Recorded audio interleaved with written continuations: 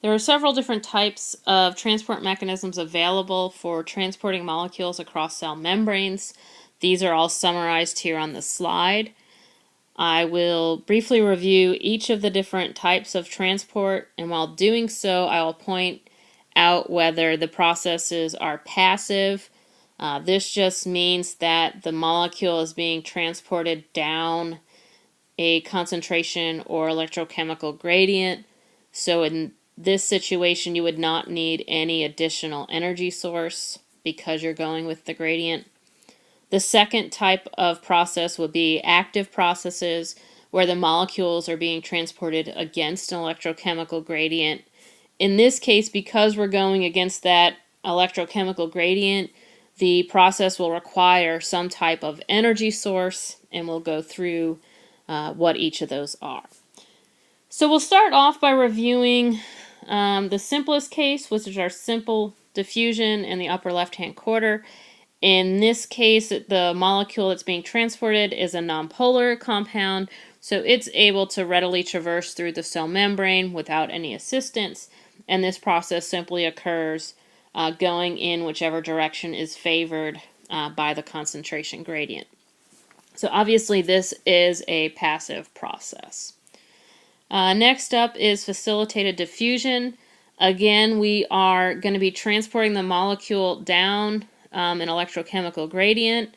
In this situation, the molecule is not nonpolar enough to simply diffuse through the cell membrane, so it's just going to use the protein as a way to just guide it through that hydrophobic core of the cell membrane. So this is also a passive process that does not require any additional energy source. The other types of passive processes that there are would be our ion channels located down at the bottom of the slide. These channels transport the ions down the electrochemical gradient. Therefore, they do not require an energy source. In ionophore mediated transport, ionophores are, you can kind of think of them as little portable channels. So they are, again, going to kind of bind the ion and carry it across the membrane in whichever direction is preferred by the concentration gradient. So those four types of processes are passive, meaning we don't need any additional energy source. In contrast, there are two types of active transport. So in this case, both of these cases, we're going against the concentration gradients. So our two types of active processes will be the primary active transport. In this case, we are going against the electrochemical gradient, and this energy is going to be provided by ATP. And I want to point out, in this case, when we're using ATP as an energy source, we are hydrolyzing the ATP to form ADP in an inorganic phosphate molecule.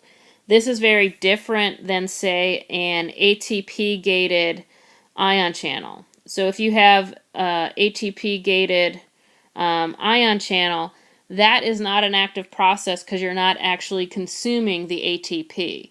It's just the presence of the ATP can trigger the opening or closing of the gate. So in the active primary transport, the ATP is hydrolyzed or consumed, and therefore that is an active process. The second type of active transport is secondary active transport. So in this case, we are going to use some secondary ion gradient, usually, to provide the energy needed to transport our molecule across the membrane. And we'll take a look at some of these specific examples of these processes in a moment. The other thing I wanted to point out was saturation kinetics. So if you are looking at something that is a simple diffusion process, such as indole crossing the cell membrane, again through simple diffusion, you see we have this linear kinetics. So as long as we increase our concentration of the indole that's available, we will increase the rate of transport. In contrast, if you look at the curve here for glucose, this is exhibiting what's called saturation kinetics. And that is initially while we increase our concentration of glucose, we get an increase in the rate of transport. That is going to saturate. So you see this plateauing effect because you do reach a point where the enzyme can no longer, or the transport protein cannot move any faster regardless of how much substrate is present. So looking at our facilitated diffusion process, this is going to exhibit saturation kinetics. This is really just a quick refresher of some of the terminology that we'll look at. So uniport here on the far left means we're simply transporting one solute across the membrane. Doesn't matter the direction, so just a single solute is being transported. We can also then have what's called cotransport. With cotransport, we're transporting two different solutes through a transporter. And those two solutes can either be transported in the same direction, such as our example in the center here, and that process is known as symport, or we can transport those solutes in opposite directions, and that is termed antiport. So this just tells you about the number of molecules being transported as well as the relative directionality. What you should be able to do is look at a transporter and be able to describe the process that is occurring. So in this model, we're looking at glucose transport through one of the GLUT transporters. So this is an example of facilitated diffusion. It is a passive transport process. We do not require any outside energy source. The concentration gradient of the glucose provides sufficient energy for that process to occur. This is also an example of uniport, since we are just transporting one solute molecule across the membrane. And this process will exhibit saturation kinetics, as can be observed in the graph here where you're looking at glucose. The other type of transport that can occur is active transport. So with active transport, we are moving a solute molecule against its concentration gradient. The first type of active transport is known as primary active transport, and this is shown on the left-hand side. With primary active transport, we are going to be deriving our energy to move solute 1 across its concentration gradient by the hydrolysis of ATP. So ATP is our energy source in this example. The second type of active transport is secondary active transport. In this example, we're going to be using the ion gradient of S1 in this example as the energy source in order to move solute 2, shown there in green, across the membrane against its concentration gradient. So you notice in this example, S1 is going with its concentration gradient. So that will be providing the energy that we need in order to move S2 across the membrane against the concentration gradient. And so we can look at some specific examples here of transporter processes.